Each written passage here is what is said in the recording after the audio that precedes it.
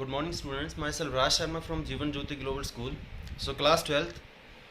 As we are going to a new chapter start on today, that is chapter 8. आज हम chapter 8 की start करेंगे. तो chapter 8 में first heading हमारी क्या है, तो 8.2 units हम start करेंगे. The unit is physiological factors determining the components of physical fitness. और इसमें सबसे पहला नंबर आता है strength का. तो आज हम बात करेंगे strength के बारे में. Okay? So, dear students, as you can see, there are various physiological factors that determining the components of physical fitness such as strength, speed, endurance, flexibility, etc. Author क्या कह रहा है कि यहाँ पर बहुत सारे ऐसे शारीरिक कारक हैं जो कि किसी भी व्यक्ति की जो उसकी शारीरिक पुष्टि होती है उसके अंगों को निर्धारित करते हैं, जैसे कि शक्ति हो गई, स्पीड गति हो गई, एंड्योरेंस सहन शक्ति होगी, फ्लेक्सिबिलिटी लचक होगी, एक्सेट्रा. आज हम सबसे पहले बात करेंगे physiological factors determining the strength. शक्ति को निर्धारित करने वाले शारीरिक कारक कौन कौन से हैं.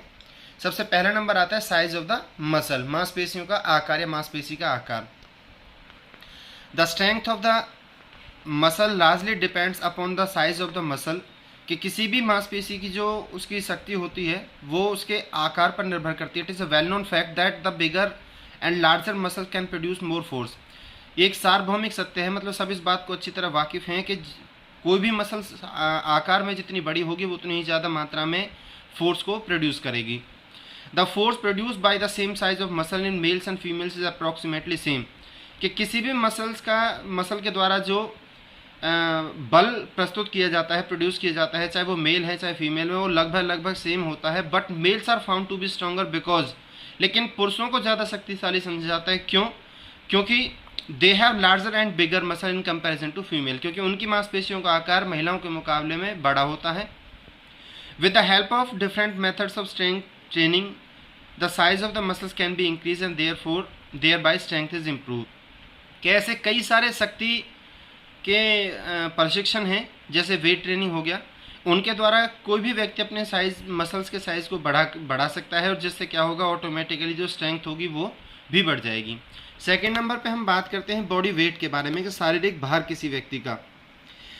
It is also well known fact that the individual who are heavier are generally stronger than the individuals who are lighter. कि ये एक सार्वभौमिक सत्य है, सब इस बात को अच्छी तरह जानते हैं कि कोई भी व्यक्ति शरीर में जितना ज़्यादा भारी होगा वह उस व्यक्ति के मुकाबले जो शरीर में ज़्यादा मतलब हल्का है उसके मुकाबले ज़्यादा मात्रा में जो क्या है मजबूत हो गया, शक्ति उत्पन्न कर सकता है. There is a positive correlation between the body weight and strength among international weightlifters. कि जो अंतर्राष्ट्रीय स्तर के भारोत्तोलक हैं उनके शारीरिक वजन में, उनकी शक्ति में एक कोरिलेशन का मतलब एक पॉजिटिव रिलेशन होता है. The heavier weight lifter lift heavier weight, so body weight also determines the strength of an individual. कि जितने वेट लिफ्टर शरीर में जितने ज़्यादा हैवी होंगे वो उतनी ही ज़्यादा मात्रा में वेट को कैरी कर सकते हैं, लिफ्ट कर सकते हैं. थर्ड नंबर पे हम बात कर लेते हैं मसल कंपोजिशन के बारे में, कि मांसपेशी की जो रचना होती है, संरचना होती है, वो भी निर्धारित करती है किसी व्यक्ति की शक्ति को. Each muscles consist of basically two types of fibres, fast twitch fibres, white fibres and slow twitch fibres, red fibres. कि हर एक व्यक्ति के अंदर शरीर में मुख्य रूप से दो तरह के फाइबर्स होते हैं. फास्ट ट्विच फाइबर्स जिन्हें सफ़ेद फाइबर्स बोलते हैं, वाइट फाइबर्स, और स्लो ट्विच फाइबर्स जो धीमे ट्विच फाइबर्स होते हैं, जो रेड फाइबर्स होते हैं. The fast twitch fibers are capable to contract faster and therefore they can produce more force. जो fast Twitch fibre white fibres होते हैं वो बहुत जल्दी से सिकुड़ने वाले होते हैं, बहुत जल्दी से पावर रिलीज करते हैं. इसी वजह से जिस व्यक्ति के अंदर उनकी संख्या ज़्यादा होती है फास्ट ट्विच फाइबर्स की, वो ज़्यादा मात्रा में फोर्स प्रोड्यूस कर सकते हैं. ऑन द कॉन्ट्रेरी, उसके ठीक विपरीत, the slow twitch fibres are not capable to contracting faster although they are capable to contracting for a longer duration.